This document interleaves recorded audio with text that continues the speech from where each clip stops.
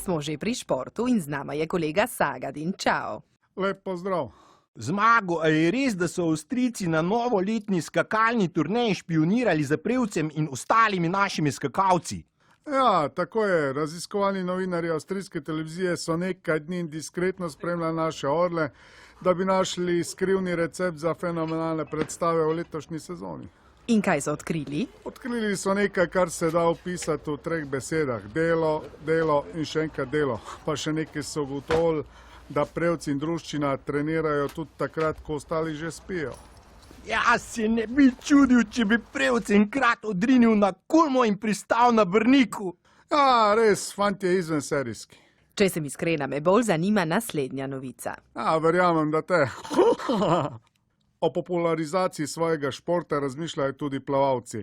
Kaj vse so pripravljeni za to storiti, nam je povedal Damir Dugonič.